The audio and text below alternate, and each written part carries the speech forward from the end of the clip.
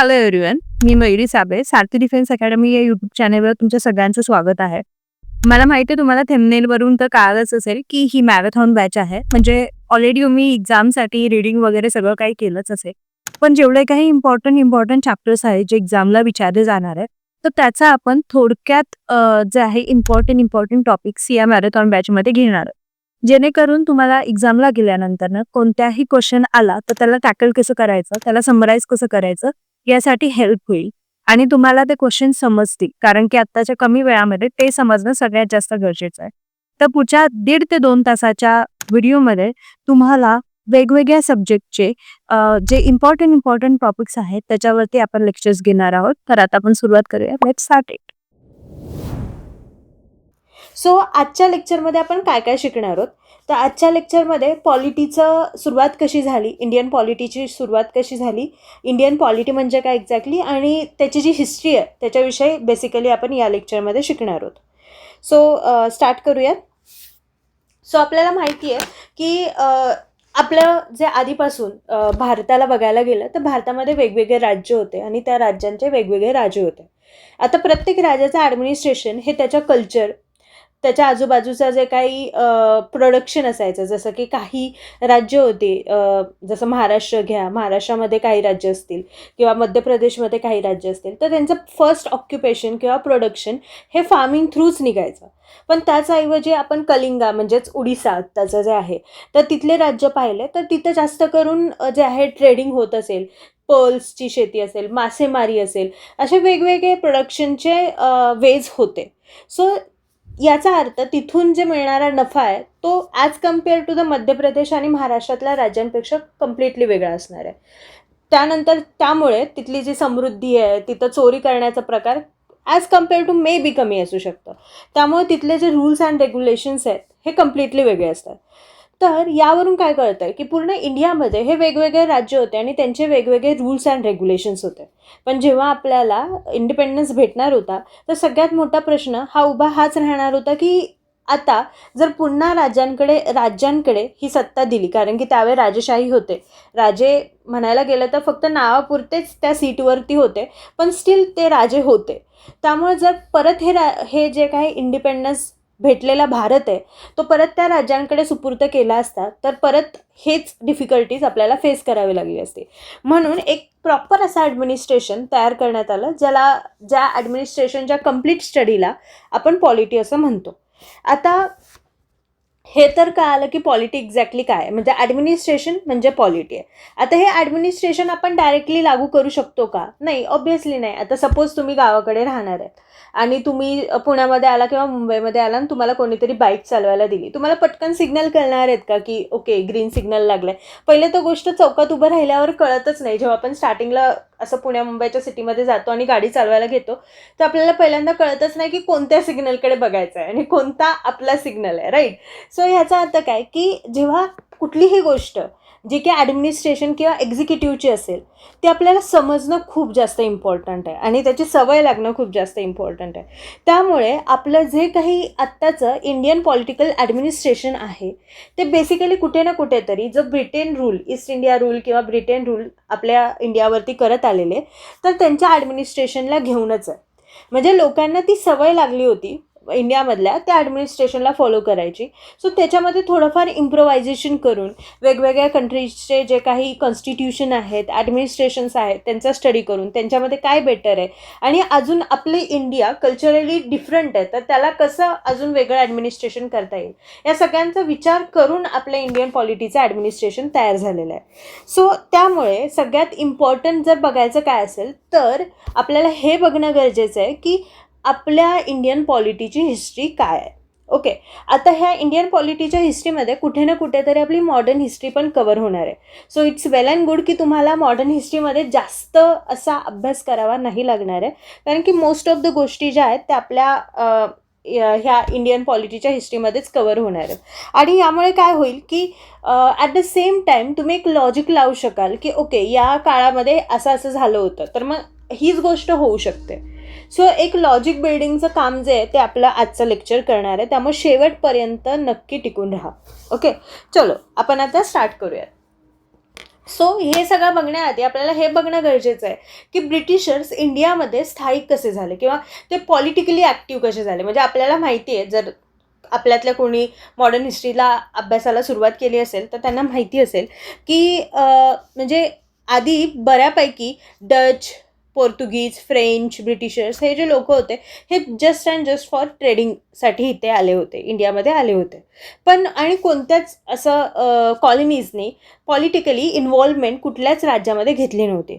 So Britishers and French way the first ज्यांनी ह्या political बॅकग्राऊंडमध्ये किंवा पॉलिटिकल गोष्टींमध्ये कोणत्याही राज्याच्या इन्व्हॉल्वमेंट घेतलेली. तर त्यामधल्या ब्रिटिशर्सला का बघतोय, कारण की तेच प्रॉमिनंटली पुढे राज्य करत राहिले. सो आपण ब्रिटिशर्सच्या बाबतीमध्ये पाहतो.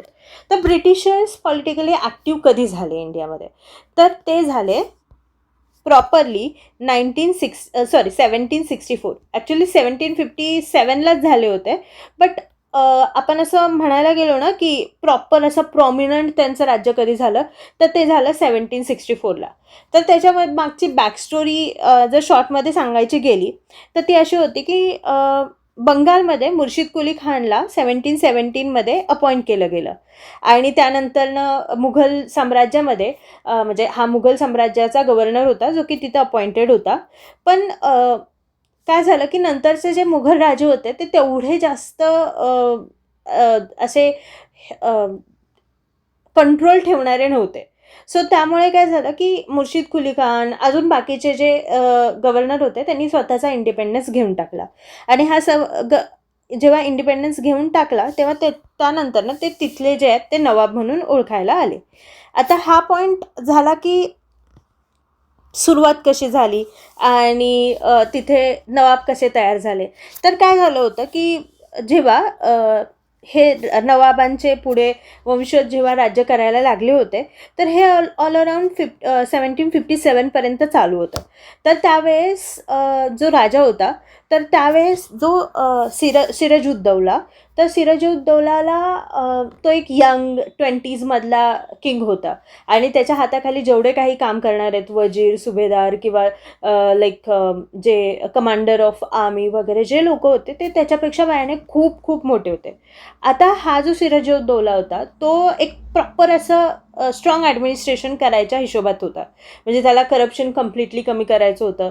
त्याला कळत होतं की ब्रिटिशर्स कॉलनीज जे आहेत स्वतःची इन्व्हॉल्वमेंट जास्त बंगालमध्ये आणतात आहेत आणि इथे ते फोर्ट्स बांधतात आहेत किंवा त्यांचं जे कॉलनीज आहेत ते भक्कम करण्याचा प्रयत्न करतात आहेत विदाऊट एनी परमिशन, जे की चुकीचं आहे पुढे जाऊन. तर ह्या गोष्टी आणि ह्याला जे बाकीचे जे सुभेदार होते त्याच्या राज्यातले तेच खतपाणी घालत होते, कारण की त्यांना पैसे भेटत होते आणि इन शॉर्ट इथं एक करप्शनचा प्रकार चालू होता.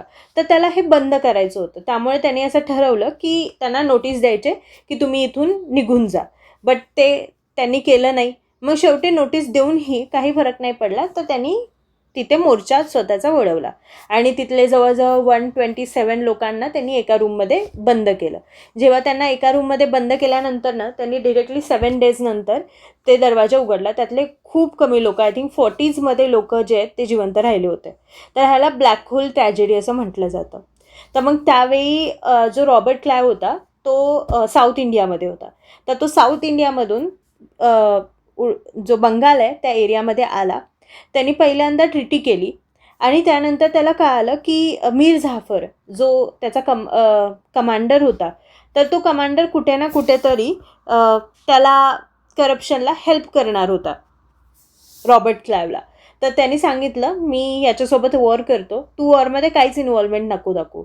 वॉर होईपर्यंत असं दाखव की मी आहे, पण जेव्हा वॉर चालू असेल तेव्हा तू त्याच्यामध्ये इन्व्हॉल्वमेंट नको दाखवू. जर असं केलंस तर मी तुला राजा बनवेल. मीर जाफरने सेम केलं. मग मीर जाफर त्यानंतर राजा बनला. जेव्हा मीर जाफर राजा बनला तेव्हा त्याला रिअलाईज झालं की आपण ॲज अ पपेट आहोत इथे, बाकी आपला काहीच इथे इन्व्हॉल्वमेंट नाही आहे. ॲज अ राजा म्हणून आपण काहीच करू शकत नाही आहे, आपण कुठले डिसिजन्स घेऊ शकत नाही आहे. ब्रिटिशर्स जे आहेत ते स्वतःची मनमानी अजून जास्त करायला लागले, पण त्याला आपण कंट्रोल करू शकत नाही आहे. तर त्याने कुठे ना कुठेतरी याच्यावरती हालचाल करायला सुरुवात केली. ही गोष्ट जेव्हा ब्रिटिशर्सला समजली तेव्हा त्यांनी त्याचा सन इन लॉ मीर कासिमला पुन्हा राजा बनवला. मीर कासिमच्या बाबतीत पण सेम थिंग झाली. त्याला पण कळालं की we are just a puppet. आणि जर आपल्याला हे थांबवायचं असेल तर आपल्याला पहिल्यांदा कॅपिटल शिफ्ट करावी लागेल. त्यानंतर स्वतःची अशी वेगळी आर्मी तयार करायला लागेल जेणेकरून आपण त्यांना लढू शकू. त्यांनी फ्रेंचसोबत पण थोडंफार इन्व्हॉल्वमेंट करायची सुरुवात केली. ही गोष्ट जेव्हा ब्रिटिशर्सला कळाली तेव्हा मीर जाफरबरोबर त्यांनी वॉर केलं, त्याच्यामध्ये ते हारले. मग मीर कासिमसोबत वॉर करायचं ठरवलं आणि त्यामध्ये मीर कासिम हारला. मग त्यानंतर मीर कासिम जो आहे तो औधच्या नवाबाकडे गेला, ज्याचं नाव होतं शुजाउद्दौला. आणि मुघलचा त्यावेळेचा राजा होता शाह आलम सेकंड. त्यांनी कसं तरी त्यांना म्हणवलं की आत्ता आमच्यावरती वेळ आलेली आहे, आत्ता सध्याला ब्रिटिशर्स आम्हाला कंट्रोल करायला बघतात आहेत, पण औध जे आहे ते बंगालपासून लांब नाही आहे वगैरे, असं सगळं करून हे वॉर करायला तयार झाले. सो त्यावेळेस ब्रिटिश आणि मीर कासिम, शुजाउद्दौला आणि मुघलचा शाह आलम सेकंड हे एकत्र येऊन त्यांनी वॉर केलं. ह्या वॉरला बॅटल ऑफ बक्सर म्हणतात, जे की 22 ऑक्टोबर 1764ला झालं. बक्सर इथे झालं, त्यामुळे बॅटल ऑफ बक्सर याला बोललं जातं. याच्यामध्ये ऑब्वियसली ब्रिटिशर्स जे आहेत ते जिंकले आणि हे तिघं हारले. आता हे हारल्यामुळे काय झालं की याचा जो फटका आहे फक्त एकाच माणसाला नाही भेटला, तिघांनाही भेटला आणि ट्रीटी ऑफ अलाहाबाद तिथे झाली. आता ह्या ट्रीटीमध्ये काय झालं की त्यांनी प्रत्येकासोबत वेगवेगळी ट्रीटी केली होती. त्यांनी नवाब जो होता शुजाउद्दौला, तर त्याच्याबरोबर ट्रीटी केलेली. त्याला सांगितलेलं त्या काळात 1764मध्ये 50 लाख रुपीज जे आहे ते तुम्हाला द्यावे लागतील. त्याच्या अलावा तुम्हाला जी जमीनदारी आहे ती बलवंत सिंग यांना द्यावे लागेल. त्यानंतर शाह आलम सेकंड जो मुघलचा राजा होता, तर त्याला असं सांगितलं होतं की तुम्हाला जे दिवाणी राईट्स जे आहेत बंगालचे, बिहारचे आणि उरिसाचे, ते सगळेचे सगळे ईस्ट इंडिया कंपनीला द्यावे लागेल. त्यानंतर त्यांनी असं सांगितलेलं तुम्हाला 53 लाख रुपीज हे म्हणजे डिफेन्स, मिलिटरी, पोलीस यासाठी द्यावे लागतील. ह्या 2 गोष्टींवरती शाह आलमसोबत त्यांनी ट्रीटी केली होती. सो अशा पद्धतीत हे यांनी इन शॉर्टमध्ये 1764ला जवळजवळ हा कम्प्लीट एरिया जो आहे तो स्वतःच्या अंडर घेतला होता. आता इथे होणारे सगळेच्या सगळे जे ॲडमिनिस्ट्रेशन असू देत किंवा ट्रेडिंग असू दे, याचे राईट कम्प्लिटली ब्रिटिशर्सकडे आलेले. हां, तिथले राजे ॲज इट इज तिथे होते, नवाब ॲज इट इज तिथे होते, पण नवाब जे आहेत ते फक्त दिवाणी राईट्स पाहत होते. दिवाणी राईट्स म्हणजे काय की कोणी गुन्हा केला, काय केलं, कोणी चोरी केली, खून केला, याचं ॲडमिनिस्ट्रेशन. कोण तिथे जर छोटे मोठे असे रिवॉल्ट्स करत असतील तर त्याला शांत करायचं आणि प्रजेला ॲज अ फेस दाखवायचा की मी तुमचा नवाब आहे. तर याचं काम जे होतं ते नवाब करत होते. अदर दॅन दॅट त्यांच्या हातामध्ये कुठलंच ॲडमिनिस्ट्रेशनची पॉवर नव्हती. आता आपण बघणार आहे थोडीफार, जसं की मी बोललं की बंगालला जी आहे ती लाँग हिस्ट्री होती, म्हणजे ज्याच्यामध्ये सुजाउद्दीन जो होता, त्यानंतर मुर्शिद कुली खान नंतर शुजाउद्दीन जो आहे तो त्याच्या गव्हर्नरशिप खाली आली. त्यानंतरनं सर जाफर जो आहे तो गव्हर्नर बनला.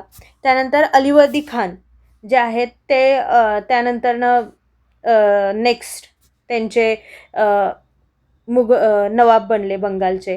आणि प्रत्येकाने त्याचे कामं केलेले, जसे की शुजाउद्दीननी, जो की मुर्शिद कुली खानचा सन होता, तर त्यांनी he got the governorship of Bihar by Mughal emperor, म्हणजे मुघल एम्पररकडून त्यांनी बिहार घेतलं होतं, त्याला भेटलं होतं त्याची गव्हर्नरशिप.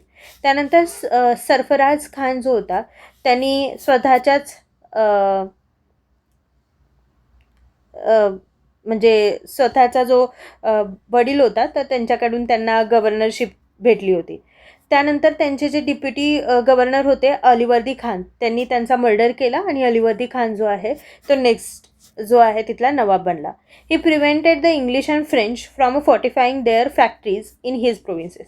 अलीवर्दी खानने तसं म्हणायला गेलं तर थोडंफार चांगलं काम केलेलं. तर त्यांनी चांगलं काम काय केलं होतं, तर त्यांनी हे जे फ्रेंच आणि ब्रिटिशर्सचे कॉलनीज होते, जे तिथे फोर्ट्स बांधायला, फॉर्टिफाईंग म्हणजे फोर्ट्स बांधणं स्वतःचं. आता आपण विचार करतो फोर्ट बांधणं म्हणजे आपण ज्या फोर्ट्सवरती जातो तर तसे फोर्ट बांधणं नाही. ब्रिटिशर्स आणि फ्रेंच ह्या ज्या कॉलनीज आहेत, जसे की युरोपियन कॉलनीज आहेत, त्यांच्यासाठी फोर्ट्स ही कम्प्लिटली वेगळी कन्सेप्ट असते. म्हणजे ज्याच्यामध्ये ते जमिनीवरतीच एक ॲडमिनिस्ट्रेशन क्रिएट करतात, ज्याला कम्प्लिटली बॉर्डर्स अँड बाउंड्रीज बनवतात, जेणेकरून कुणी दुसरं कोणी लढायला आलं तर त्यांना एक ते डिरेक्टली आतमध्ये येऊ शकणार नाही. It's kind of a Mahal kind of a thing. It's not like a fort that means आपण जो इमॅजिन करतो डोंगरावरती असतो वगैरे, तर तसं काही नाही आहे. सो त्यानंतर जो आहे सुजाउद्दौला, ग्रँडसन ऑफ अलीवर्दी खान, ज्याच्याविषयी मी आत्ता बोलत होते थोड्यापूर्वी, ज्यांनी 1757चं बॅटल केलं होतं. तर सिराजुद्दौला हा जो आहे तो यंग होता आणि ऑल दिस थिंग्स, त्यांनी खूप साऱ्या गोष्टी करायचा प्रयत्न केला होता. मग त्याच्या विरोधात जे लोक होती, ज्यांनी बगावत केली होती असं म्हणू शकतो, तर ते होते मीर जाफर, जो की मीर बक्षी होता, म्हणजे हेड होता. त्यानंतर माणिकचंद, जे की ऑफिसर इन चार्ज होते कलकत्ताचे. अमीरचंद, जे की एक रिच सीख मर्चंट होते. त्यानंतर Jagat Seth, a biggest banker of Bengal, म्हणजे जे की कर्ज वगैरे द्यायचे. आणि Khadim Khan commanded a large number of nawab's troop, म्हणजे हे खादिम खान जे होते ते भरपूर सारे नवाबचे ट्रूप जे होते ते हँडल करत होते.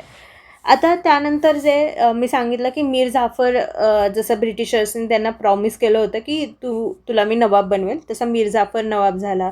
मग तो 1757पासून 60पर्यंत होता. मग मीर कासिम जो आहे तो नवाब झाला 1760पासून 64ला. मग ज्याच्यामध्ये त्यांनी वॉर केलं, तो हारला, अँड जी आपल्याला हिस्ट्री आपण बॅटल ऑफ बक्सरची पाहिलेली आहे.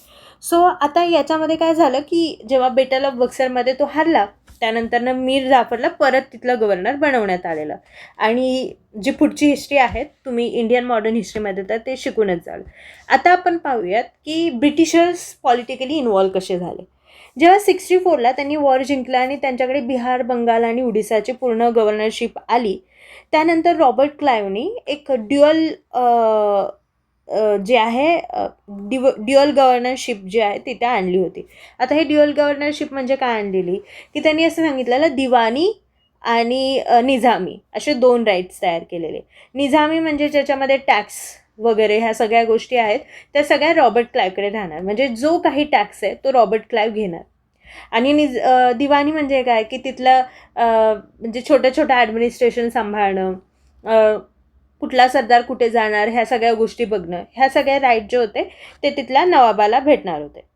ओके. सो रॉबर्ट क्लाइव्हला क्लाइव्ह ऑफ इंडिया असंही म्हटलं जातं.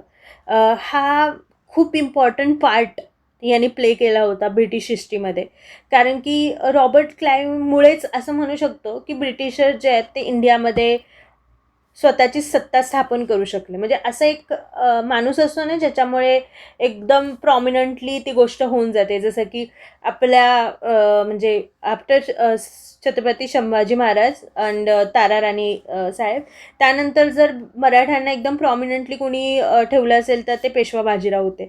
तर सेम सिमिलर रॉबर्ट क्लाइव्ह त्या काइंड ऑफ पर्सनॅलिटी होता. म्हणजे आधी French and Britishers same power इथे एक्सरसाइज करत होते. पण रॉबर्ट क्लाइव्हमुळे जेव्हा फ्रेंच आणि ब्रिटिशर्समध्ये वॉर झाले आणि थर्ड बॅटल जे आहे ते ब्रिटिशर्सनी कम्प्लिटली जिंकला, आणि त्याच्यामध्ये कम्प्लिटली हात जो होता तो रॉबर्ट क्लाइव्हचा होता. आणि तुम्ही जसं बघाल की हा 1764चं वॉर पण रॉबर्ट क्लाइव्हमुळे जिंकला, आणि ज्याच्यामुळे ब्रिटिशर्स पॉलिटिकली इन्व्हॉल्व झाले इंडियन जे काय राजेशाही सिस्टीम आहे त्याच्यामध्ये. सो त्यामुळे त्याला also non as a Clive of India असं म्हटलं जायचं.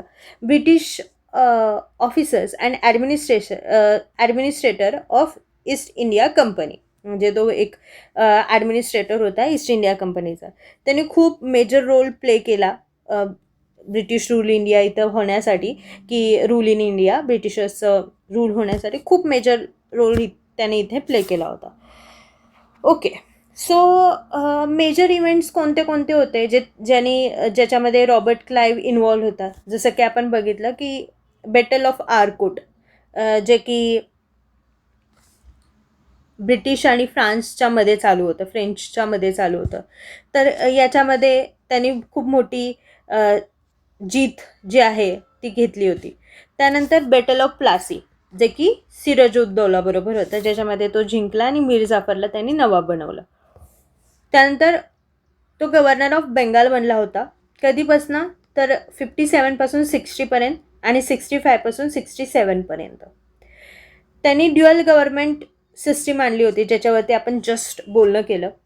त्यानंतर company control by revenue and military, म्हणजे जसं ज्याच्यामध्ये दिवाणी आणि निजामी राईट्स होते, तर त्याच्यामध्ये रिव्हेन्यू आणि मिलिटरी जी होती ती पॉवर कम्प्लिटली ब्रिटिशर्सकडे राहणार आणि बाकीची जी पॉवर आहे ती नवाबाकडे राहणार. ॲडमिनिस्ट्रेटिव्ह पॉवर नवाबाकडे राहणार. त्याचे मेन रिफॉर्म जे होते ते त्यांनी ॲडमिनिस्ट्रेशनमध्ये खूप जास्त रिफॉर्म्स आणले होते. त्यानंतर तो एक फाउंडेशन त्यांनी तयार केलेलं होतं ब्रिटिश ईस्ट इंडिया कंपनीचं.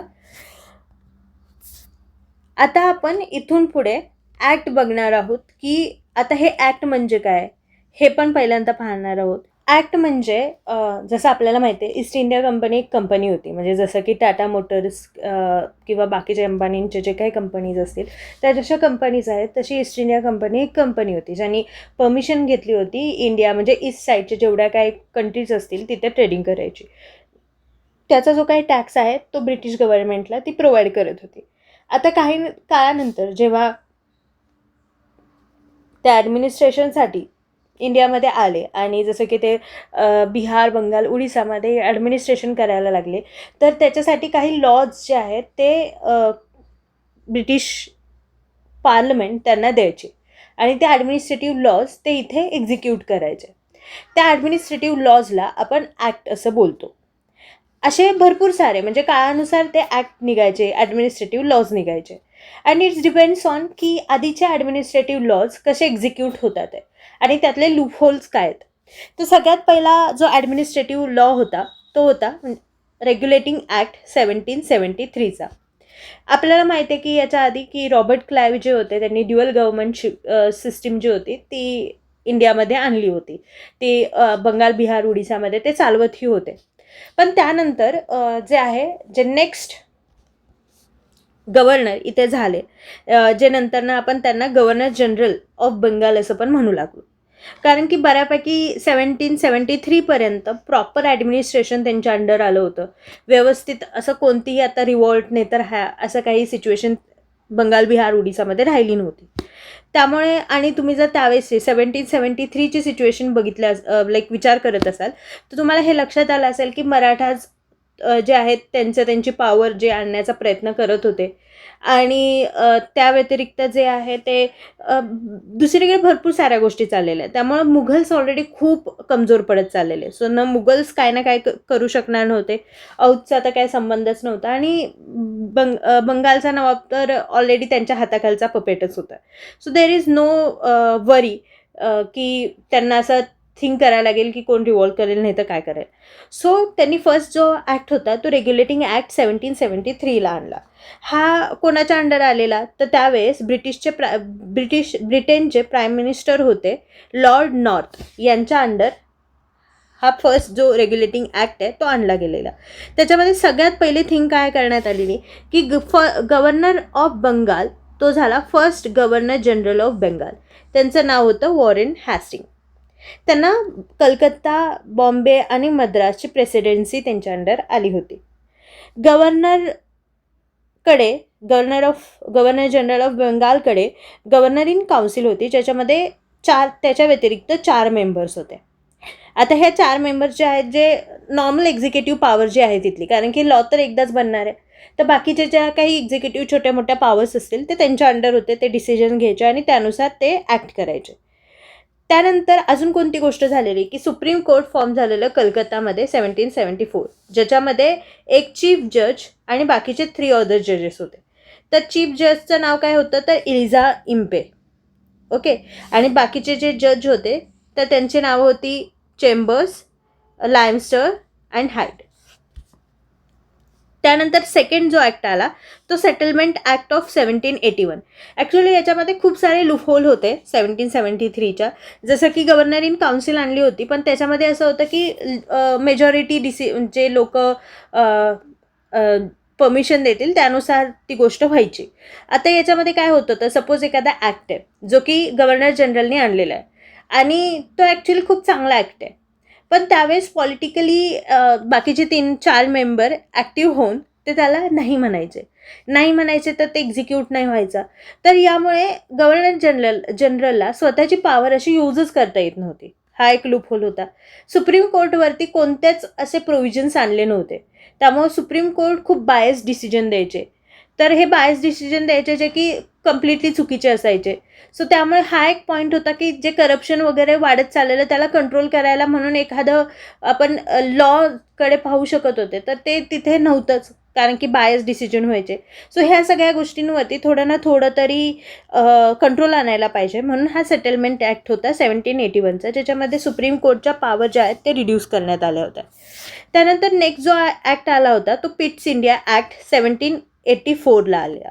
त्यावेळेस लॉर्ड पिट्स जे होते ते प्राईम मिनिस्टर होते ब्रिटनचे, त्यामुळे त्याला पिट्स इंडिया ॲक्ट असं म्हटलं जातं.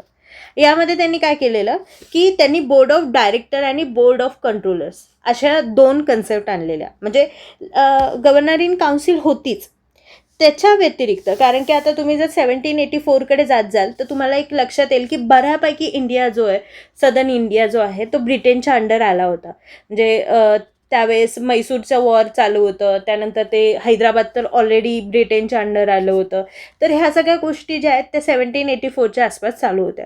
सो हे गोष्ट होत असल्यामुळे जबाबदारी वाढली होती, एक्झिक्युटिव्ह पॉवर्स वाढल्या होत्या, लेजिस्लेटिव्ह पॉवर पण वाढायला पाहिजे होत्या, आणि ह्या सगळ्या गोष्टींसाठी त्यांनी एक बोर्ड ऑफ डायरेक्टर आणि board of controllers he system आणली होती. आता याच्यामध्ये त्यांनी काय सांगितलेलं की बोर्ड ऑफ डायरेक्टर्स जे आहेत त्याच्यामध्ये 24 मेंबर्स असतील, जे की ज्यांचा टेन्युअर 4 इयर्सचा असेल, जे की कशाची रिस्पॉन्सिबिलिटी घेतील, ट्रेड अँड कॉमर्सची. म्हणजे जे काय ट्रेडिंग, कोणाला परमिशन द्यायची, कोणाला ट्रेड करायची परमिशन द्यायची, हे सगळ्या ज्या गोष्टी आहेत त्या बोर्ड ऑफ डायरेक्टर्स बघणार.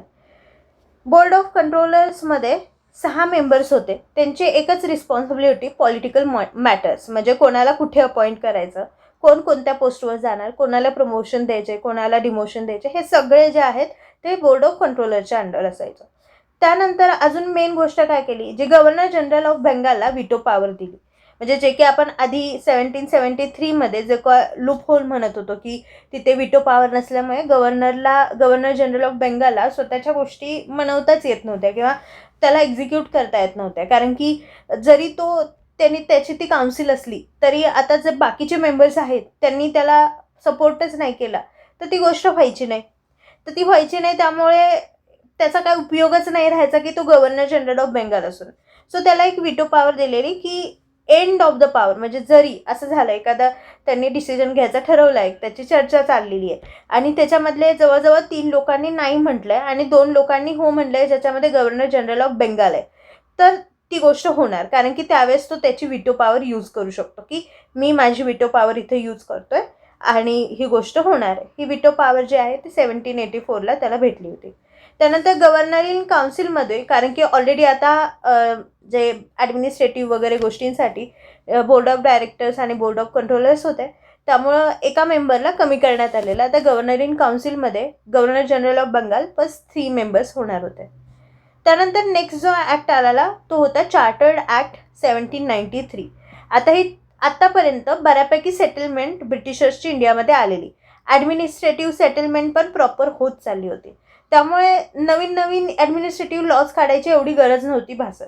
त्यामुळे इथून पुढचे जे ॲक्ट होते ते 20 इयर्सचे होते, म्हणजे अंटिल आपलं 1857चा रिवॉल्ट होईस तोपर्यंत 20 इयर्स नंतर जे आहेत ते ॲक्ट यायला लागले, ॲडमिनिस्ट्रेटिव्ह लॉज यायला लागले. त्यामुळे त्याला चार्टर्ड ॲक्ट असं म्हणतात. तर चार्टर्ड ॲक्ट 1793चा जो होता त्याच्यामध्ये टोटल मोनोपॉली आलेली.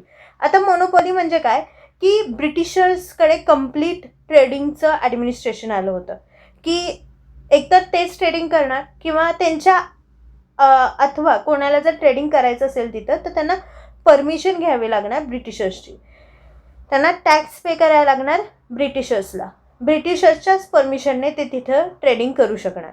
ह्याला म्हणतात मोनोपॉली. तर त्यांनी सगळ्या याच्यावरती मोनोपॉली आणलेली, म्हणजे लाईक ग्रोसरी, त्यानंतर कापड, सगळ्या उद्योगांवरती, टी, सगळ्यावरती त्यांनी मोनोपॉली आणली होती.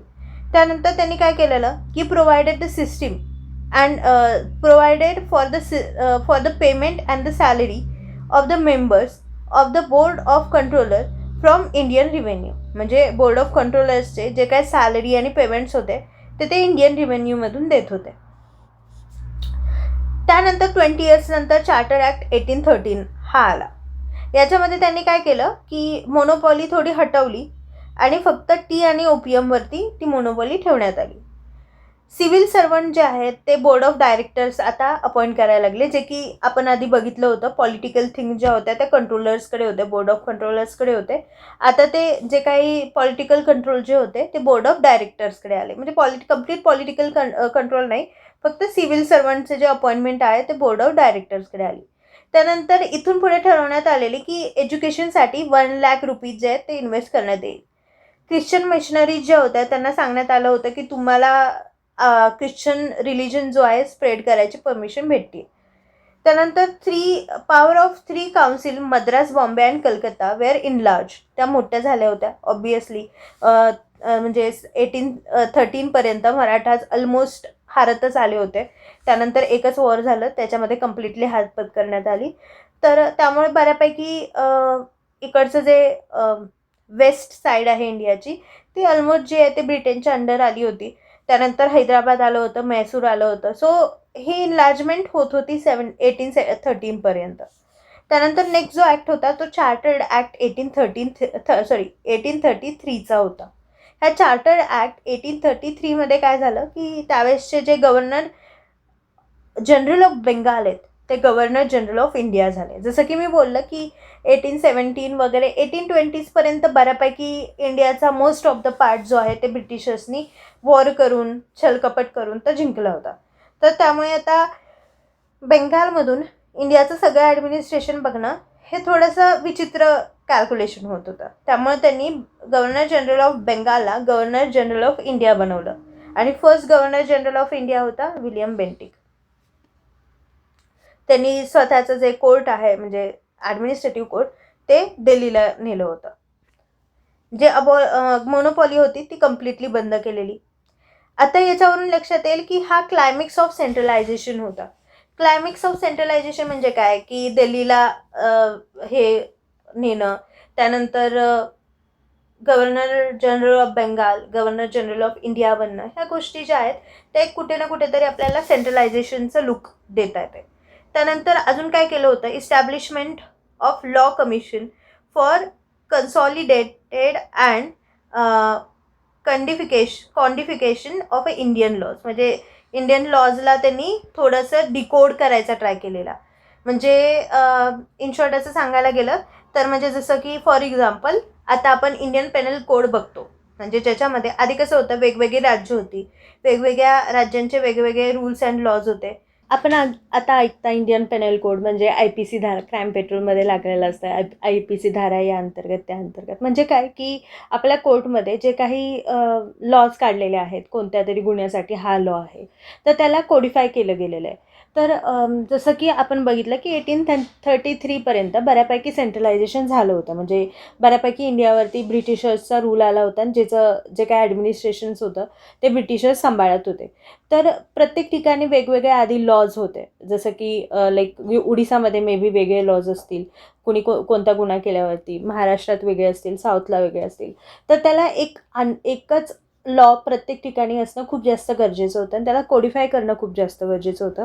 म्हणून लॉ कमिशन स्थापन करण्यात आलं, ज्याचे फर्स्ट जे चेअरमन होते ते लॉर्ड मेकॅले होते. हे खूप इम्पॉर्टंट नाव आहे. यांनी एज्युकेशन सिस्टीममध्ये पण खूप गोष्टी केलेल्या आहेत. सो जर तुम्ही मॉडर्न हिस्ट्री आपण जेव्हा शिकू तेव्हा मी त्यामध्ये तर एक्सप्लेन करेलच. तर हे फर्स्ट लॉ कमिशनचे फर्स्ट चेअरमन होते. त्यानंतर त्यांनी असं सांगितलं, sir James Stephen was appointed as a law member in the place of lord Macaulay. म्हणजे लॉर्ड मेकॅले नंतर जेम्स स्टीफन जे आहेत त्यांना अपॉइंट करण्यात आलं. या 1833च्या ॲक्टनुसार स्लेव्हरी सिस्टीम जी होती, जसं की प्रथा म्हणजे एखाद्या पर्सनला विकलं जायचं आणि तो पूर्ण लाईफसाठी त्या माणसाचा दास बनून जायचा. तर ही जी प्रथा होती ही बंद करण्यात आलेली, इल्लिगल ठरवण्यात आली होती. त्यानंतर the governor general and his council get vast power. Governor जनरलच्या काउन्सिलला जरा जास्त पॉवर भेटली गेली याच्यामध्ये. Governor general and his council were given vast powers. This council could legislate for the whole of India, subject to the approval of the board of controllers. म्हणजे जे काही बोर्ड ऑफ कंट्रोलर्सचे सब्जेक्ट आहेत त्याला पण त्यांना हँडल करायची permission भेटली होती. The council got a full power regarding to revenue and the single budget वगैरे जे काय आहे कंट्रीचं, की किती बजेट कुठं दिलं पाहिजे, काय केलं पाहिजे, हे सगळं त्यांच्याकडे बऱ्यापैकी काउन्सिलकडे पॉवर आली होती. The East India Company was reduce to an administrative and political entity and several lord and ministers were nominated for ex officio member of the board of controllers. म्हणजे बऱ्यापैकी लोकांना बोर्ड ऑफ कंट्रोलर्ससाठी नॉमिनेट केलं जायचं आहे. It's not important that much, but आता लिहिलं आहे तर मी सांगते. याच्यामध्ये सगळ्यात इम्पॉर्टंट लक्षात ठेवायची गोष्ट हेच आहे की गव्हर्नर जनरल ऑफ इंडिया बनला होता. लॉर्ड मेकाले त्यांच्याकडे पॉवर आली होती. काउन्सिलकडे बऱ्यापैकी वास्ट पॉवर आली होती. स्लेव्हरी सिस्टीम इलिगल करण्यात आली होती. ह्या मेन गोष्टी ज्या होत्या त्या 1833च्या ॲक्टमध्ये झाल्या होत्या. नेक्स्ट ॲक्ट येतो चार्टर्ड ॲक्ट 1853. दलहौजी जे होते त्यावेळेचे गव्हर्नर जनरल होते इंडियाचे. दलहौजींनी बऱ्यापैकी गोष्टी केल्या, जसं की ठाणे टू मुंबई पहिली जी ट्रेन आहे ती दलहौजींच्या काळात आली होती. एज्युकेशन रिफॉर्म्स बऱ्यापैकी केले होते त्यांनी. तर पोस्टल जे आहे ते आणलं होतं. अशा भरपूर साऱ्या गोष्टी होत्या त्या दलहौजींच्या काळात झालेल्या, पण चुकीच्या गोष्टी पण झालेल्या, आणि त्यामुळेच 1857चा रिव्हॉल्ट पण दलहौजींच्याच काळामध्ये झाला होता. This was the last of the chartered act. म्हणजे हा सगळ्यात शेवटचा चार्टर्ड ॲक्ट होता, कारण की 1857ला रिव्हॉल्ट झाला आणि त्यानंतर ईस्ट इंडिया कंपनी हटली गेली आणि डायरेक्ट ब्रिटिश रूल जो होता तो इंडियावरती आला होता. So this is the last chartered act. त्यानंतर काय झालं होतं की this act follows a report of the then governor general Dalhousie for improving the administration of the company. Board of director 24 18वरती आले होते. त्यानंतर बोर्ड ऑफ कंट्रोलर डिसायडेड जे काय रिक्रूट करायचं, अपॉइंट करायचं सिव्हिल सर्वंटला, तर ते पुन्हा बोर्ड ऑफ कंट्रोलरकडे आले होते. लॉ मेंबर जे होते ते परमनंट, म्हणजे आधीच्या इथे जी पॉवर दिली होती गव्हर्निंग काउन्सिलमध्ये त्याच्यामध्ये एक लॉ मेंबर होता, पण तो परमनंट असा नव्हता, म्हणजे तो टेम्पररी होता. पण या जो 1853चा ॲक्ट होता त्याच्यामध्ये त्याला परमनंट करण्यात आलेलं. A separate governor for Bengal was to be appointed. म्हणजे एक सेपरेट असा गव्हर्नर बंगाल जो आहे तो अपॉइंट करण्यात आलेला. Legislative and administrative function of the council were separately identify. आता हे सेपरेटली आयडेंटिफाय करायला लागलेले काउन्सिलची जी काय वर्क आहेत ते.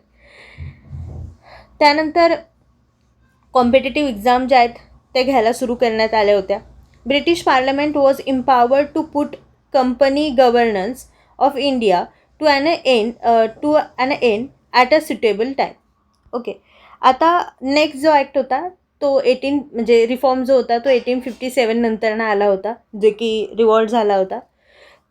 तो होता government of India act 1858.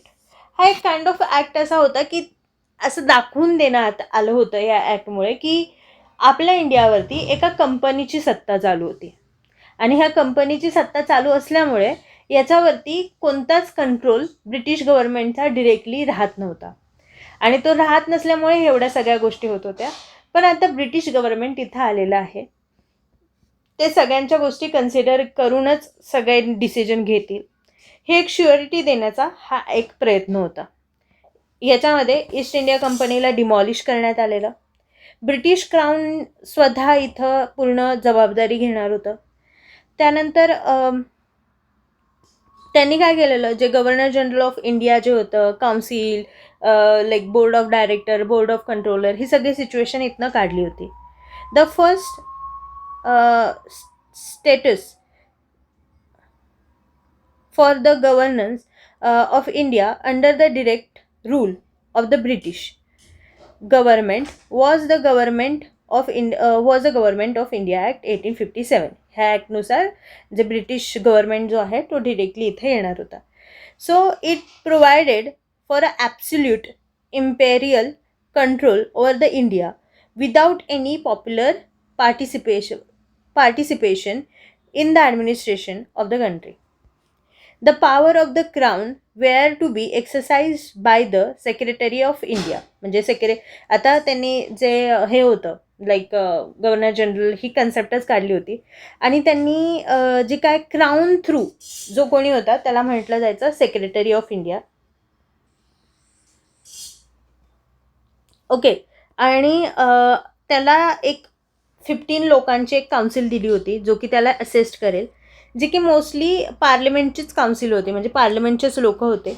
The country was divided into provinces, वेगवेगळे प्रोविन्सेस तयार केलेले आणि त्याच्या हेडला गव्हर्नर म्हटलं जायचं और लेफ्टनंट गव्हर्नर म्हटलं जायचं. त्यांना जे काय मदत आहे ती एक्झिक्युटिव्ह काउन्सिल करायची. The provincial governments had to function under the superintendence, direction and control of the governor general in all matters. Okay. ह्या अशा पद्धतीमध्ये हे जे काही एक्सरसाइज आहे ते चालायचे.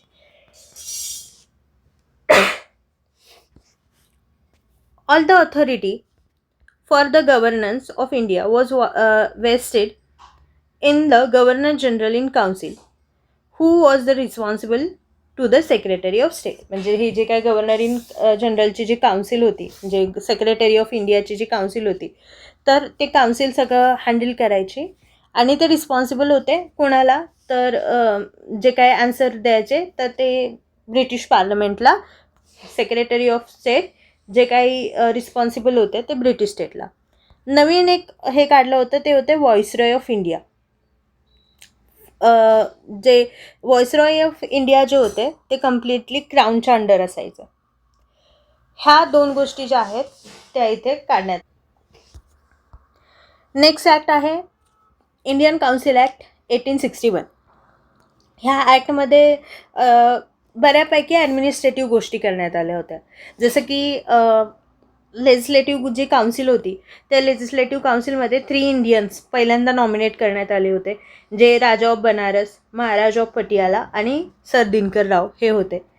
त्यानंतर it provides the viceroy should nominated some Indian members, जे की नॉन ऑफिशियल असतील, म्हणजे ते तिथं असतील, ते लाईक डिस्कशनमध्ये पार्टिसिपेट करतील, जे की हे 3 लोक होती. त्यानंतर it is initially process of a decentralisation, कारण की आता जसं बघितलं की 1858च्या ॲक्टनुसार एक असं काढलं होतं की प्रोविन्सेस आणि त्याचे त्यांच्या गव्हर्नरला लेफ्टनंट जे आहे गव्हर्नर और लेफ्टनंट गव्हर्नर असं म्हटलं जायचं. हे सगळ्या गोष्टी तर आणल्या गेल्या होत्या, पण तरीसुद्धा जे मेन काम होतं लेफ्टनंट गव्हर्नर हे करण्यात आलं होतं. पण याच्यामध्ये आपल्याला एक गोष्ट कळेल की इथं डिसेंट्रलायझेशन झालं होतं. सो लेजिस्लेटिव्ह पॉवर आणि एक्झिक्युटिव्ह पॉवर वेगळ्या झाल्या होत्या. त्यानंतर अजून कशा पद्धतीत डिसेंट्रलायझेशन झालं होतं. It is initially process of a decentralisation by restoring legislative power to the Bombay and Madras presidency. Establishment of a legislative council for Bengal, north western provinces and Punjab इथे लेजिस्लेटिव्ह काउन्सिल तयार करण्यात आलेलं, म्हणजे इन शॉर्ट प्रोविन्सेसला एक काउन्सिल तयार करण्यात आल्या होत्या. It empowered the viceroy to make a rules for a more convenient and transaction of a business to the council. त्यानंतर अजून काय करण्यात आलं होतं की जी व्हिटो पॉवर होती ती व्हॉइसरॉयला देण्यात आली होती. त्यानंतर ऑर्डिनन्स, जो की आपण हा शब्द आजकाल ऐकला असेल. ऑर्डिनन्स म्हणजे काय की जेव्हा सपोज जी काउन्सिल आहे लेजिस्लेटिव्ह काउन्सिल किंवा एक्झिक्युटिव्ह काउन्सिल, त्याचे मेंबर्स जेव्हा तिथे प्रेझेंट नसतील जेवढे असायला पाहिजेत आणि कुठला तरी ॲक्ट आपल्याला आणणं खूप जास्त गरजेचं आहे, कुठला तरी लॉ आणणं खूप गरजेचं आहे. तर त्यावेळेस काय केलं जातं, एक लॉ आणला जातो, पण तो एक टेम्पररी लॉ असतो. त्याचं ड्युरेशन जे आहे ती 6 मंथची असते. हे कशासाठी असतं, की हे it kind of a emergency law, की ते आणणं खूप गरजेचं आहे, पण त्याच्यासाठी जी काही सल्ला किंवा त्याच्यासाठी जे काही वोटिंग असायला पाहिजे तेवढे मेंबर्स आता प्रेझेंट नाही आहेत. तर ते 6 महिन्यात तर येतीलच. तेवढ्यासाठी ते एक छोटासा एक ॲक्ट आणला जातो, लॉ आणला जातो, ज्याला ऑर्डिनन्स म्हटलं जातं. तर फर्स्ट टाईम हे 1861च्या ॲक्टनुसार आणलं गेलं होतं. त्यानंतर अजून काय झालं होतं, की एक्झिक्युटिव्ह काउन्सिलमध्ये 1+5 मेंबर्स आणले होते. त्याची मिनिमम स्ट्रेंथ जी आहे ती 6 होती, मॅक्झिमम स्ट्रेंथ जी आहे ती 12 ठेवण्यात आली होती. बॉम्बे, मद्रास आणि बेंगालला एक वेगळी काउन्सिल तयार करण्यात आली होती, जी की आपण बघितलं आहे. ह्या सगळ्या गोष्टी ज्या आहेत त्या इथं आणण्यात आल्या होत्या. नेक्स्ट आहे 1892चा ॲक्ट. ह्याला इंडियन काउन्सिल ॲक्ट पण म्हटलं जातं. ह्या इंडियन काउन्सिल ॲक्टमध्ये काय केलं होतं, की 40% नॉन ऑफिशियल मेंबर्सला लेजिस्लेटिव्ह काउन्सिलमध्ये ॲड करण्यात आलं होतं. For non official members having indirect election असायचं, जे की युनिव्हर्सिटीज वगैरे हे जे आहेत ते डिस्कस करून घेतले जायचे. लेजिस्लेटिव्ह काउन्सिलमध्ये क्वेश्चन ॲड्रेस केले जायचे, ज्याच्यामध्ये डिस्कस व्हायचं बजेटचं आणि बाकीच्या गोष्टींचं.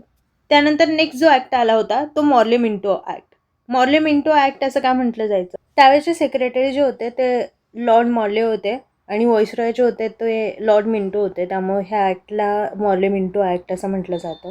तुमच्या जर थोडं लक्षात असेल तर तुम्हाला हे पण लक्षात असेल की आफ्टर 1900 जे आहे ते मुस्लिम लीगची स्थापना करण्यात आली आणि बऱ्यापैकी जे आहे ते इंडियन सोसायटीला तोडण्याचं काम हे मिंटो यांनी केलं होतं, ज्याच्यामध्ये बंगालची फाळणी हा सगळ्यात इम्पॉर्टंट फॅक्टर होता, की divide Bengal in Hindu and मुस्लिम.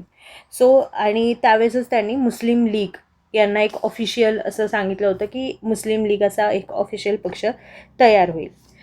याच वेळी तुम्ही हे पण लक्षात घ्या, की जसं की 1861च्या ॲक्टपासून इंडियन्स जे आहे ते लेजिस्लेटिव्ह काउन्सिलमध्ये त्यांना जागा भेटली होती. तर त्यांना त्यानंतरनं बजेटवरती क्वेश्चन डिस्कस करायची परमिशन पण भेटली होती.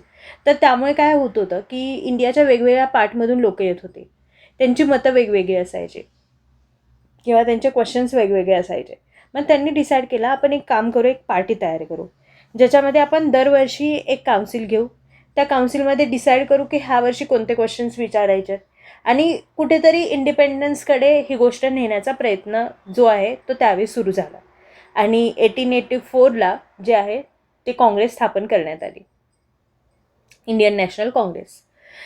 त्यावेळेस जे इंडियन नॅशनल काँग्रेसमध्ये लोक होते त्यांचा मेन हेतू हा होता, की लोकांना अजून कळालेलं नाही आहे की आपल्यावरती कोणाचा तरी रूल होतो आहे. त्या व्यतिरिक्त खूप साऱ्या गोष्टी ज्या आहेत त्या इंडियन लोकांमध्येच चुकीच्या होत होत्या. त्या प्रकाश पडणं त्याच्यावरती खूप जास्त गरजेचं आहे.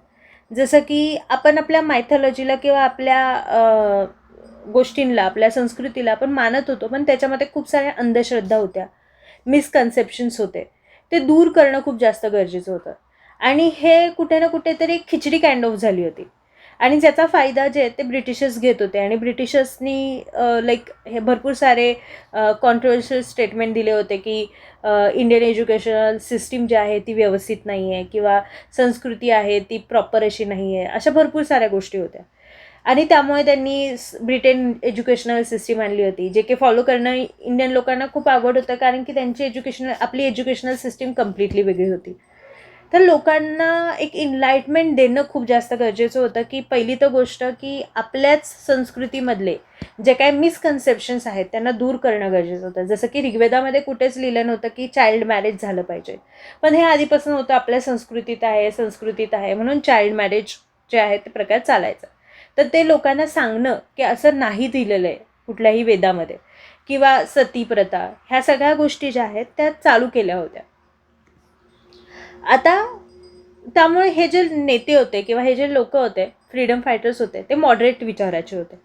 1900 नंतर लोक कुठेतरी एक्स्ट्रीमिस्ट व्हायला लागलेले, की आता आपल्याला स्वातंत्र्य भेटणं खूप जास्त गरजेचं आहे, आपली खूप जास्त लूट होते, आपला सगळा टॅक्स जो आहे तो ब्रिटनकडे जातोय. तर हा जो काळ होता तो हा 1900वाला होता. त्यातच बंगालची फाळणी झाली, मग त्यानंतर मुस्लिम लीग ही नवीन लीग स्थापन झाली. आता पार्टीजमध्ये 3 प्रकार पडलेले, की काँग्रेसमध्येच मॉडरेट एक्स्ट्रीमिस्ट होते आणि प्लस मुस्लिम लीग तयार झाली होती. सो यामध्ये त्यांनी काय केलं होतं, की the maximum number of additional members of the Indian legislative council, ज्याला आपण गव्हर्नर जनरल काउन्सिल पण म्हणत होतो, was raised from 16 to 60. Okay, so executive councillors वगैरे त्याच्यामध्ये ॲड होते. It provided for the first time executive काउन्सिलमध्ये एक इंडियन आला होता, जे की व्हॉइसरॉयची होती. त्या इंडियनचं नाव होतं सत्येंद्र प्रसाद सिन्हा, जे की एक लॉ मेंबर होते. आधी जे होते ते लेजिस्लेटिव्ह काउन्सिलमध्ये होते, एक्झिक्युटिव्ह काउन्सिलमध्ये नव्हते. एक्झिक्युटिव्ह काउन्सिलमध्ये फर्स्ट टाईम 1909मध्ये आले होते, ज्यांचं नाव होतं Satyendra Prasad Sinha. It also provided separate representation for a presidency corporations chambers of a commerce. त्याच्यामध्ये जे लोक होते ते युनिव्हर्सिटी वगैरे ह्याच्यात ना सिलेक्ट केले जात होते. The size of provincial legislative council was enlarge. ती जी प्रोविन्शियल काउन्सिल होती, लेजिस्लेटिव्ह काउन्सिल, ती थोडी मोठी करण्यात आलेली. नॉन ऑफिशियल मेंबर्स ॲड करण्यात आले होते, so that the official majority was gone. तिथली एक ऑफिशियल मेजॉरिटीच गेली होती, नॉन ऑफिशियल मेंबर्सच बऱ्यापैकी डिसिजन त्यांची पुढे व्हायला लागले होते. An element of election was also introduced, a legislative council at the center also, but here official majority was maintained. म्हणजे जरी प्रोविन्शियलमध्ये ऑफिशियल मेजॉरिटी गेली होती तरीसुद्धा सेंट्रलमध्ये ऑफिशियल मेजॉरिटी ॲज इट इजच होती. लेजिस्लेटिव्ह काउन्सिलला पॉवर दिली होती रिझॉल्युशन पास करायचे बजेटच्या विषयी and on any matters of a public interest except certain specific subject. काही सब्जेक्टला सोडून बाकीचे पब्लिक इंटरेस्ट मॅटर्सला डिस्कस करण्याची पण परमिशन त्यांना भेटली होती. कोणते मॅटर्स ते डिस्कस नव्हते करू शकत? आर्म फोर्सेसच्या बाबतीमध्ये, फॉरेन अफेअर्सच्या बाबतीमध्ये, इंडियन स्टेट्सच्या बाबतीमध्ये ते डिस्कस नव्हते करू शकत. It provided first time the separate representation of, जसं मी बोलली, मुस्लिमसाठी, आणि मुस्लिम लीग स्थापन करण्यात आलेली. आणि त्यामुळे ह्या ॲक्टला आपण कम्युनॅलिझमवाला ॲक्ट पण म्हणतो. आणि लॉर्ड मिंटोला आपण फादर ऑफ कम्युनल इलेक्ट्रोएट असंही म्हणतो. त्यानंतरचा जो ॲक्ट आला होता तो 1919चा आलेला. 1909पासून 1919पर्यंत खूप गोष्टी घडल्या होत्या, ज्याच्यामध्ये पहिले गांधीजी आले होते इंडियामध्ये. सेकंड थिंग जे मी म्हटलं होतं 1900मध्ये एक्स्ट्रीमिस्ट आणि मॉडरेट असं स्थापन झाले होते. त्याच्यामध्ये एक्स्ट्रीमिस्टला अटक करण्यात आली होती, त्यामुळे एक्स्ट्रीमिस्ट बऱ्यापैकी कमी पडले होते. मुस्लिम लीगच्या मागण्या खूप जास्त वाढत चालल्या होत्या, त्याला कंट्रोल करणं खूप जास्त गरजेचं होतं. आणि ह्या सगळे सेटलमेंट जे आहे ते 1919पर्यंत होत आलेलं बऱ्यापैकी. सो हा जो ॲक्ट होता मॉन्टेग्यू चेम्सफर्ड ॲक्ट 1919, याच्यामध्ये काय काय झालेलं की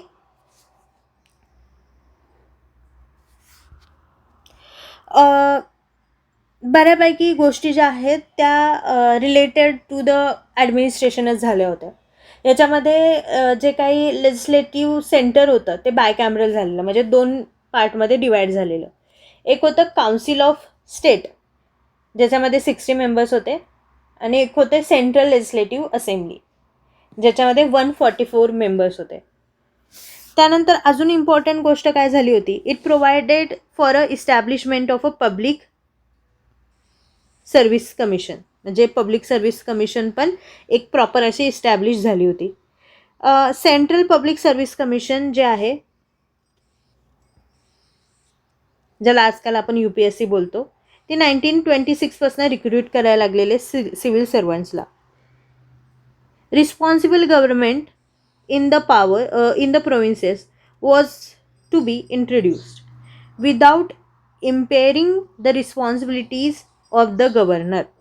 म्हणजे गव्हर्नरच्या अंडर सगळ्या जास्त रिस्पॉन्सिबिलिटीज नव्हत्या. प्रोव्हिन्सेसचे जे म्हणजे पॉवर्स रिस्पॉन्सिबिलिटी होत्या त्या प्रॉपर अशा वाटल्या गेल्या होत्या. त्यामुळे याला ड्युअल गव्हर्नमेंट ॲक्ट पण म्हटलं जातं. This act provided voting right for the वुमन्सला वोटिंगचा राईट भेटला होता. David Lloyd George was the then prime minister of England. त्यावेळेस ते इंग्लंडचे प्राईम मिनिस्टर होते. The subject of administration were to be divided into 2 categories, central and provincial. The provincial subject were subdivided, म्हणजे 2 कॅटेगरीमध्ये subject divide केले होते की काही सेंट्रलचे सब्जेक्ट असतील जे की ऑल ओव्हर इंडियामध्ये चालू असणार आणि काही सब्जेक्ट जे असतील ते स्टेटचे सब्जेक्ट असतील. ओके. आणि जे सेंट्रल सब्जेक्ट होते किंवा प्रोव्हिन्शियल सब्जेक्ट होते जे त्या प्रोव्हिन्सचे होते त्याला पण सबडिवाइड केलं होतं ट्रान्सफर्ड अँड रिझर्व्ड सब्जेक्ट्समध्ये. जे ट्रान्सफर्ड सब्जेक्ट होते ते ॲडमिनिस्ट्रेट करत होतं गव्हर्नर विथ देअर मिनिस्टर्स आणि to the legislative council in which proportion of the elected members was raise to 70%. म्हणजे ते 70%नी हे केलेलं. म्हणजे जसं मी आत्ता थोड्यापूर्वी बोललं ना की बायकॅमरल लेजिस्लेटर सेंटर केलं होतं, त्याच्यामध्ये काउन्सिल ऑफ स्टेट आणि सेंट्रल लेजिस्लेचर असेंब्ली. तर जे सेंट्रल लेजिस्लेचर असेंब्लीकडे बऱ्यापैकी ट्रान्सफर्ड सब्जेक्ट असायचे. त्याच्यामध्ये 144 मेंबर्स होते जे की 70% इन्क्रीज झाले होते. आणि जे रिझर्व सब्जेक्ट होते तर ते रिझर्व सब्जेक्ट सगळे ॲडमिनिस्ट्रेटर बाय द गव्हर्नर जे की काउन्सिल ऑफ स्टेट असं म्हटलं जातं, तर ते सांभाळायचे बाकीच्या responsibilities. Previous central control over the provinces in the administrative and legislative and financial matter was relaxed. Source of revenue were divided into 2 categories so that the provinces could run the administration with the revenue raised by the provinces themselves. म्हणजे आता हे सगळं जे आहे ते प्रोव्हिन्सेसकडेच गोष्टी आलेल्या आहे. इन शॉर्ट सांगायला गेलं तर ह्या पूर्ण स्टेटमेंटचा अर्थ. The provincial budget was separated from the central budget. आता प्रोव्हिन्सचे जे बजेट आहे ते कम्प्लिटली सेपरेट झालेलं सेंट्रल बजेटपासून. The provincial legislature was empowered to present its own budget. स्वतःचं बजेट त्यांना तयार करायला इम्पॉवर केलं होतं. सेंट्रल लेजिस्लेचर जे होते त्यांच्याकडे लेजिस्लेटिव्ह पॉवर आली होती त्यांची. The control of the governor general over the provincial legislation was retained by the providing that provincial bill. म्हणजे एक बिल पास केलं जायचं जे की प्रोव्हिन्सेस तयार करायचे, ते सेंट्रलला जायचं आणि मग ते पास तिथनं व्हायचं. त्या व्यतिरिक्त काय झालेलं, एक ली कमिशन इंट्रोड्यूस झालेलं जे की पब्लिक सर्व्हिस कमिशन होतं. त्याचं नाव होतं ली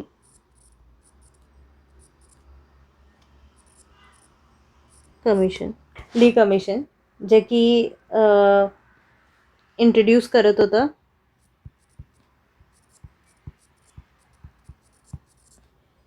पब्लिक सर्व्हिस कमिशनला.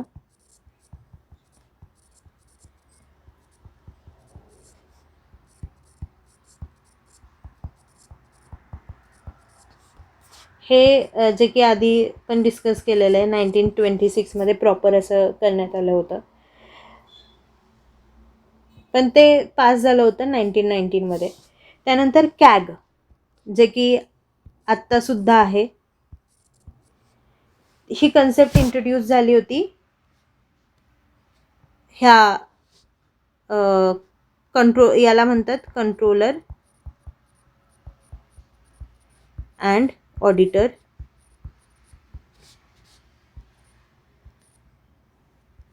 जनरल. म्हणजे जे काही बिल पास होतील. बिल कसं तयार होतं की सपोज एखादा रस्ता बांधायचा आहे तर तो रस्ता बांधायचा असेल तर त्याला एवढा खर्च येणार आहे, त्याच्यासाठी ह्या लोखंड इतकं लागणार आहे, वायर्स इतक्या लागणार आहे, ह्या सगळ्या गोष्टींचं एक बजेट असतं जे मांडलं जातं, ज्याला पास केलं जातं.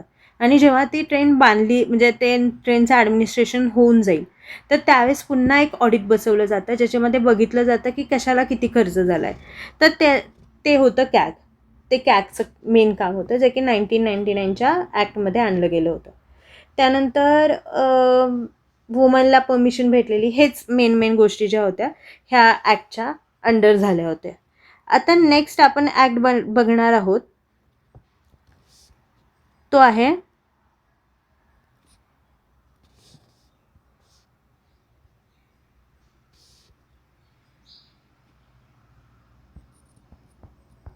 गव्हर्मेंट ऑफ, माझा अक्षर खूप खराब आहे, आय होप तुम्ही अंडरस्टँड कराल.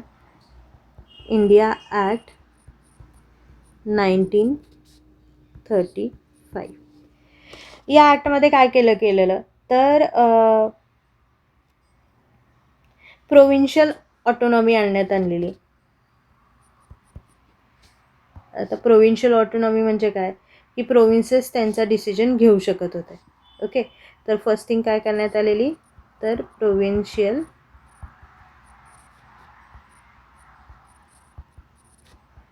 ऑटोनॉमी आणण्यात आली होती. त्यानंतर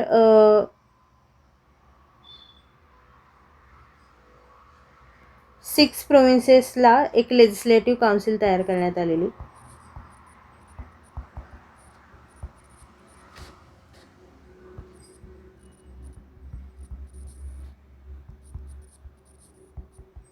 म्हणजे आता त्यांचे ते डिसिजन घेऊ शकत होते.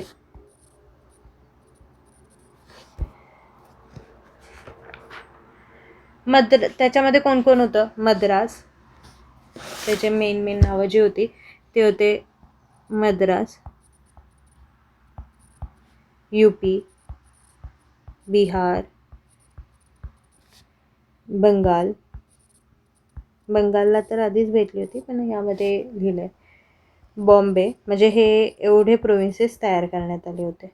आणि Assam.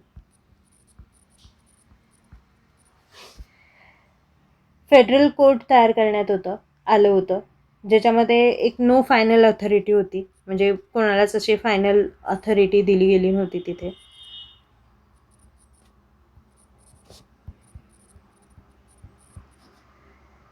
Reserve bank of India हे 1935च्या ॲक्टनुसार तयार झालेली बँक आहे.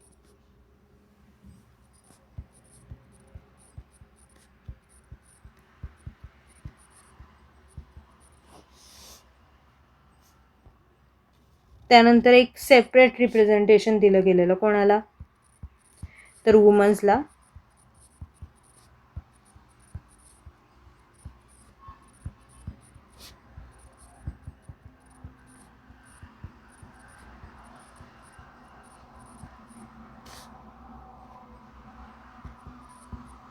SC अँड लेबर्सला. SC कास्टवाले आणि लेबर्स. कारण की तोपर्यंत आंबेडकर जे आहेत ते एक प्रॉमिनंट रोल त्यांनी प्ले केला होता.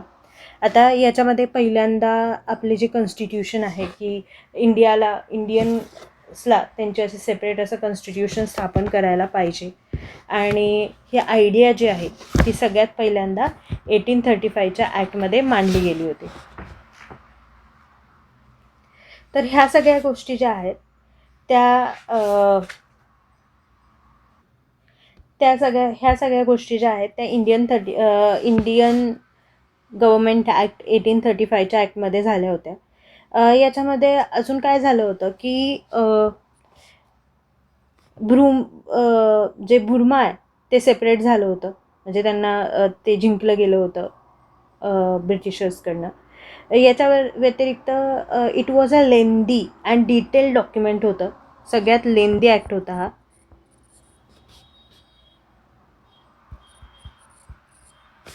ज्याच्यामध्ये 321 सेक्शन्स होते.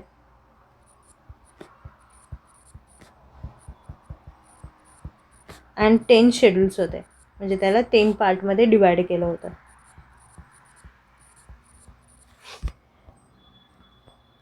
1835च्या ॲक्टला फेडरेशन ॲक्ट पण म्हटलं जातं किंवा taking the provinces and the Indian state as a united एक युनिट म्हणून तयार केलं गेलं होतं. It was optional for the Indian state to join the federation. म्हणजे एक ऑप्शन ठेवला होता की तुम्हाला जॉईन करायचं आहे का नाही ते. The act separate Burma from India and 2 new provinces of Orissa and Sindh were created. म्हणजे 2 नवीन प्रोव्हिन्सेस तयार करण्यात आलेले. ते कोणते होते? 2 न्यू प्रोव्हिन्सेस. ते कोणते होते? तर ते होते, एक सेकंड, सिंध अँड उरिसा. एक सेकंड. बुर्माला सेपरेट केलं होतं.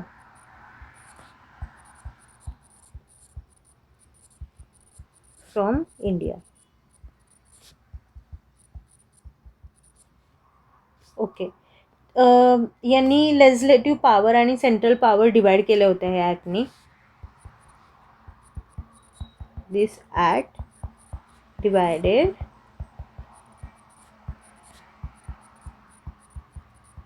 central power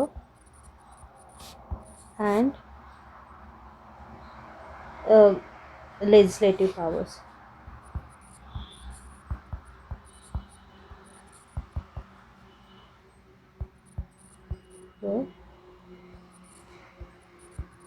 Of state.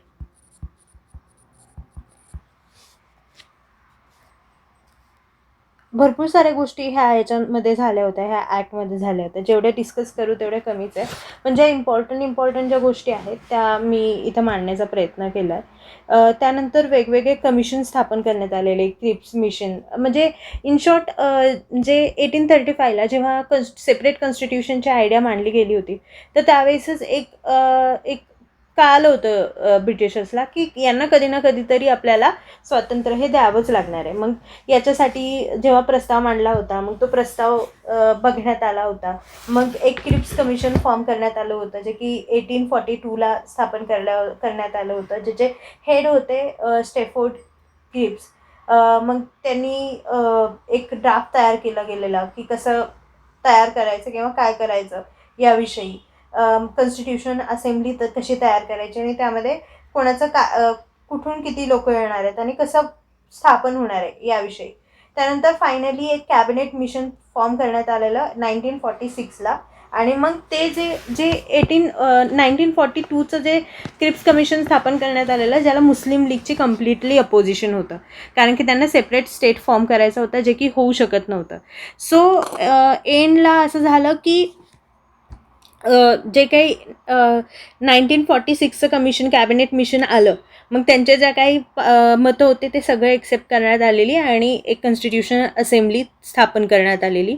आणि ती कॉन्स्टिट्यूशनल असेंब्लीनंतर आपल्याला 1947चं इंडिपेंडन्स भेटल्यानंतर जे काही पार्ट त्यावेळेसच्या पाकिस्तानमध्ये जात होता, जसं की आत्ताचा बंगाल अँड पाकिस्तान, हा पार्टमधले जेवढे काही इलेक्टेड मेंबर्स होते तर ते त्या असेंब्लीमधून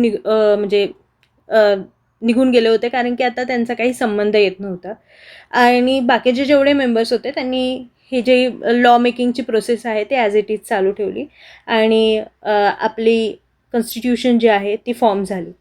तर हा जो होते ती ही सगळी हिस्ट्री होती आत्तापर्यंतची. याच्यामध्ये आपण बऱ्यापैकी पार्ट जो आहे ॲक्टचा शिकलो, कोणत्या ॲक्टमध्ये काय काय झालं ते.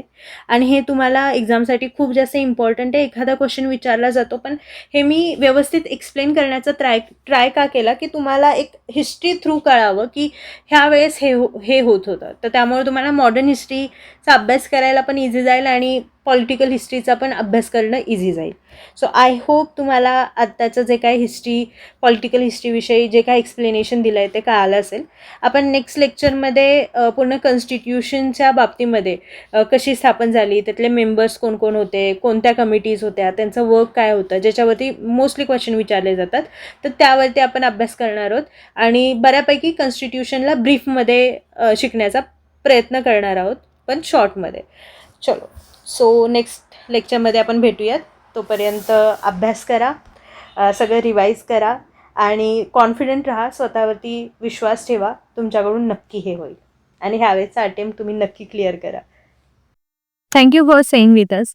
आय होप हा जो व्हिडिओ आहे तुमच्यासाठी इन्फॉर्मेटिव्ह असेल आणि तुमच्या सगळ्या काही सीडीएस आणि एनडीएच्या कन्सेप्ट ज्या आहेत त्या रिवाईज झाल्या असतील.